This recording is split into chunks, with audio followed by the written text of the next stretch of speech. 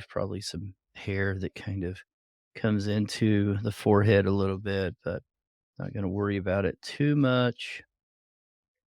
I went and played pickleball this morning. I don't know if you guys play pickleball, but my goodness, I love that sport.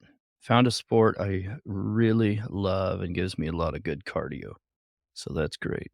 I was someone who loved basketball, and I grew up playing basketball, and I coached my daughters move over just a little bit over here. The concentration of the shadows are going to be right in here on this side, but there's a little bit of mid values that move over, and they're over here as well. I'm going to use something to spread this out in a moment. And if you're having trouble seeing the values, um, squint your eyes, remember, and look at them a little closer.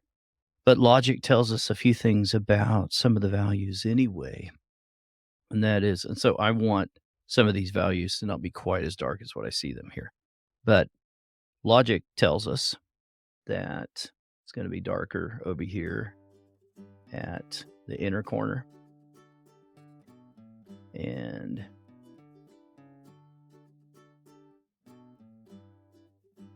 it's also going to be darker right here below that eyebrow, right? That's a dark value because we're thinking about the planes and how that's a recessed area. It's moving back towards the skull, right past the nasal bone and the bridge. So right there at the nasal bone and then past that bottom of the keystone. And then we've got this beautiful, I love this part of the nose. We've got, if the lighting is right, we've got some backlighting going on, lighting on either side, right? So we've got a little bit of light coming right down the middle of the nose. To me, it's just wonderful.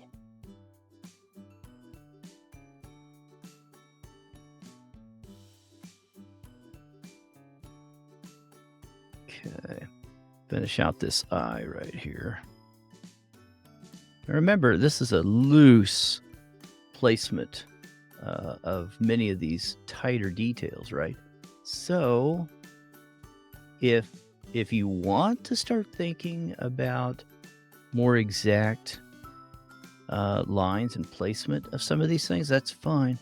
But what I like to do is just sort of think about it as, okay, I'm going to create some margin in there where I can actually, let me zoom in just a little bit, where if I create a little bit of margin, and what I mean by that is just having something that gives me a little bit of room for more shading beyond some of the edges that I'm creating, then that's going to help me in the long run. If I make it too tight and too dark, if I start getting, just narrowing in and making things way too dark and getting too tight with details, too complicated with some of the structure of the details, then it can limit some of my options later on. And this is where I feel like UArt paper and LuxArchival differ just a little. Some of the choices that you make on LuxArchival are going to be a little more permanent. Now, you can get rid of it, though. You can erase. You can use a kneaded eraser really well, is using the vanish erase.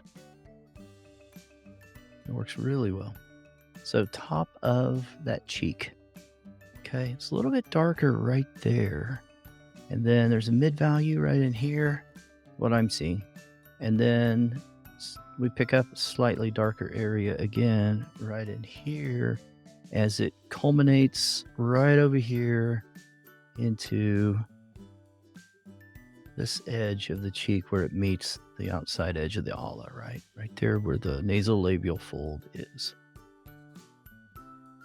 So this is going to be my darker value right there, okay? So then as I move away from that spot,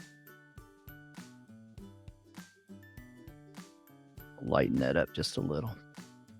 I just want to at least think about that in my mind, that that's what's going on, okay? It's going to be lighter as I move away from that spot. Okay.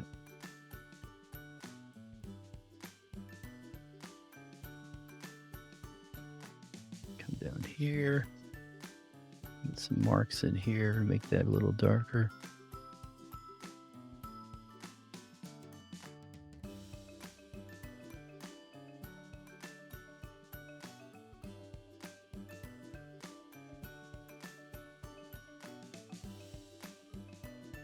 Keep working our way down.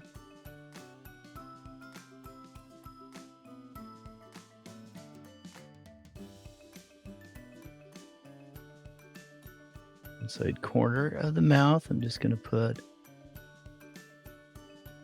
little bit of value right there.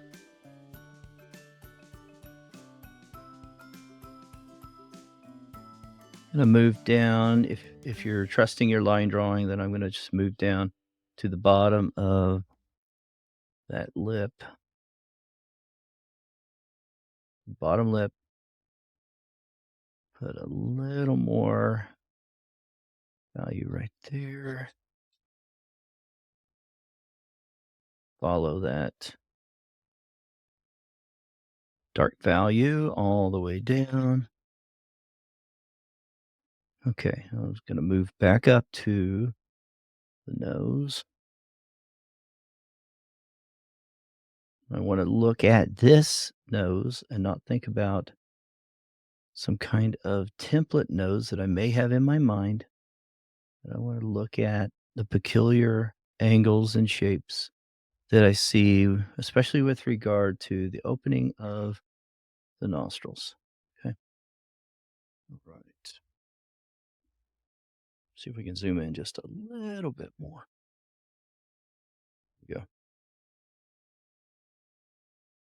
Grab some glassine, put that under my hand a little. Starting to drag some of that in there.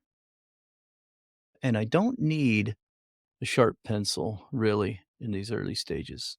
That's what my pencils look like right now. So a dull pencil will work just fine.